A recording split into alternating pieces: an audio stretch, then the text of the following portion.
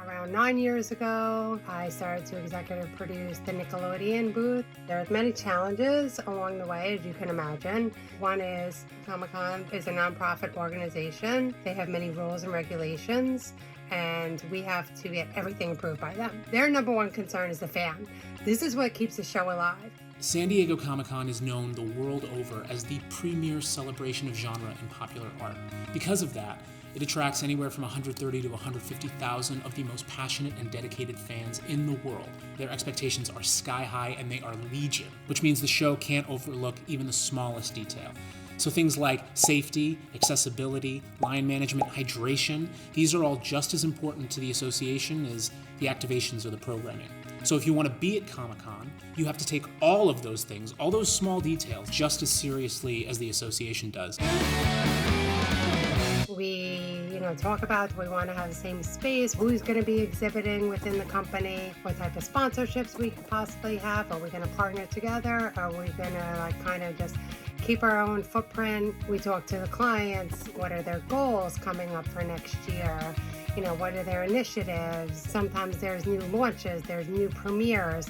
This stuff is not even accessible to us yet. And then there's the iconic brands. We have to have SpongeBob there. We got to start figuring out what we're going to do there before we even know what we can do. I started outreach with consumer products, asking them to do outreach to their partners to see who would be interested in creating Comic-Con exclusives. We have a limited amount of things. They're all exclusives. Either they were developed by consumer products within our company that we partner with, or we create it on our own with special events and the key vendors that we have.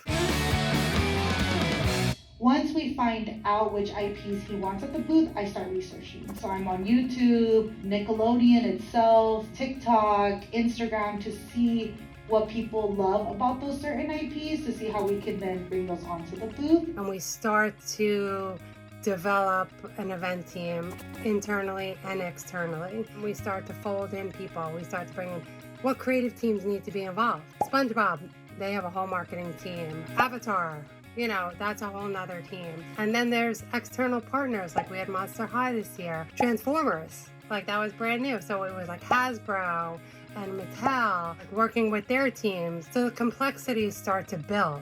We start talking about Comic-Con in December as we have to submit our request for hotel properties that we would like. Which is incredibly challenging because you don't know who's going to go, you don't know what the plans are, you don't know what the priorities are. I look at the inventory from the previous year, the groups that attended, and I put together a number of what we're looking for. We request anywhere from 200 to 400 rooms. The number of rooms we get is explicitly tied to our participation in the show. So our booths and our programming potentially, our longevity with the show, all of that factors into how many rooms we get and where we get placed.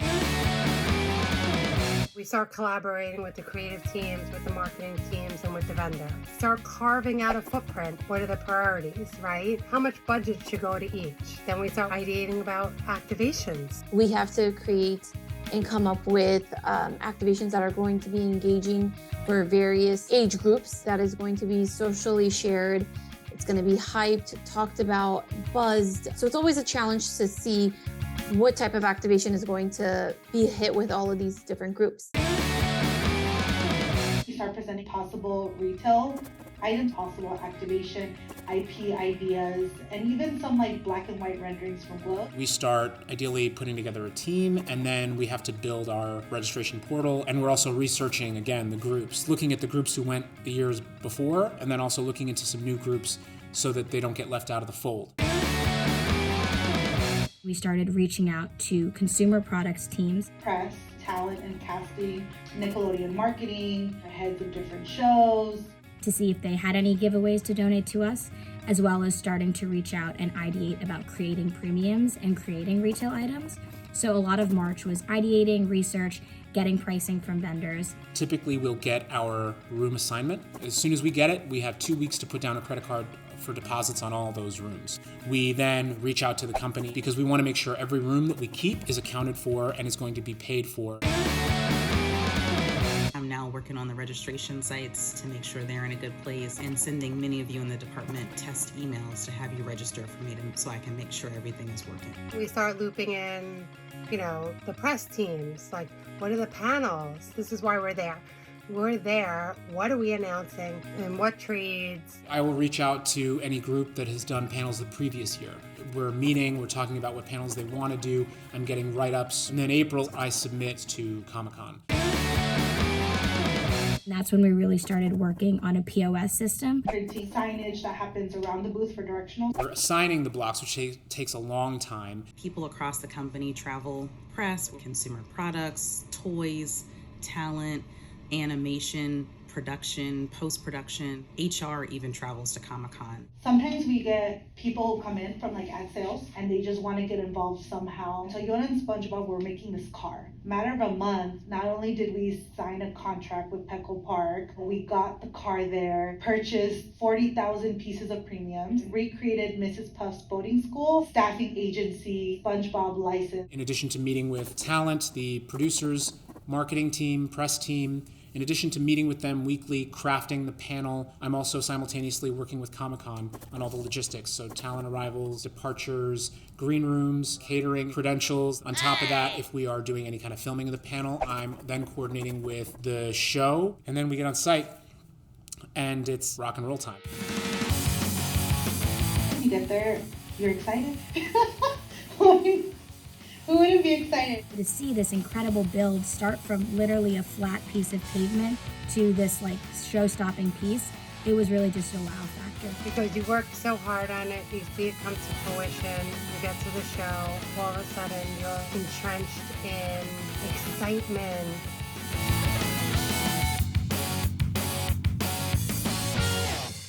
And then of course the booth.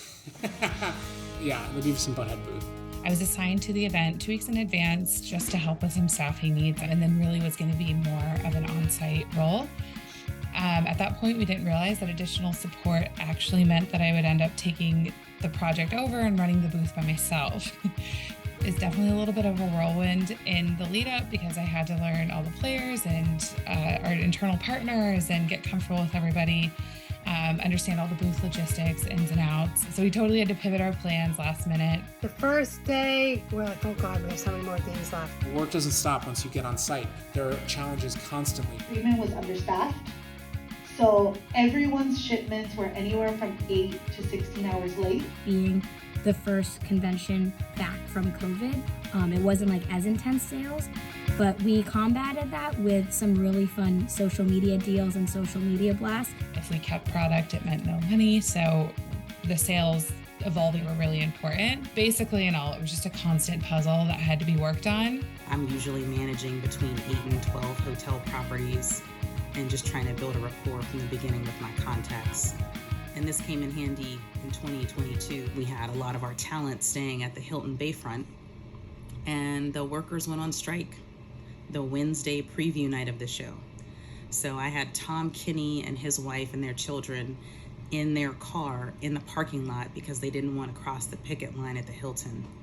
And because of the relationship I've established over the past 8 years with the Hard Rock, I was able to move 8 rooms, get them into suites at discounted rates at a time when they could really sell those rooms for probably about double what we got them for. We have an hour. We get an hour to do our panel. And you got to start on time and you have to end on time.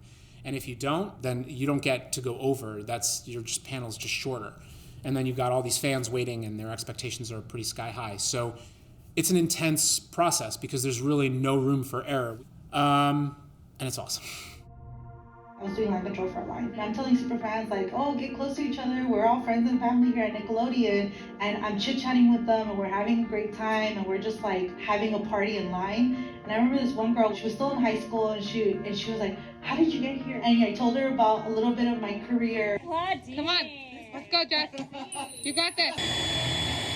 Jess, look at me. Oh, record time. And she was like, wow, like you're really inspiring me and I'm having so much fun at this booth. Like everyone's been mean and like not nice, and like it hasn't been fun waiting in line. And I don't even want to leave this line because we're having so much fun. Being in line sucks, and my line does not suck.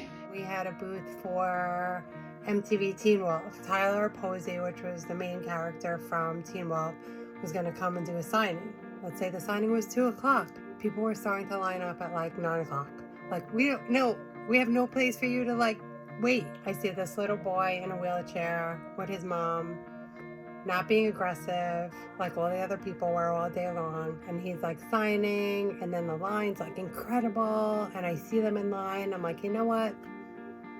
I'm just gonna pull him over, and I asked Tyler if it's okay if you like, you know, sign, like, cause the counter was too high. So Tyler came around, bent down, talked to him face to face, like had a few words with him, took a picture, and the kid's face, and he was just so happy and thankful, and his mother, and it was just such a great moment because it was like he wasn't expecting more. You know what I mean? He was willing to wait.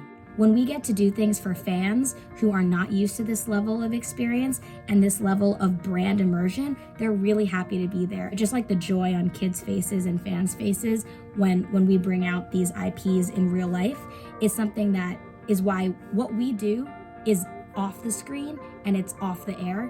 It's bringing IP to life. I never knew what Comic-Con was before. It took years, really, to figure out what it was all about, to really learn the love that these people have for these brands, you know, that help them grow up. I'm in it for the fans. I'm in it for the team that we built. Happy birthday, dear Michele. We become a family on site. For that week, I mean, we are living and breathing each other for that week.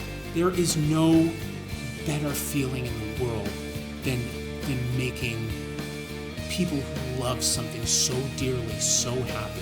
It's my favorite part of my job every year, and I'm so grateful to get to do it.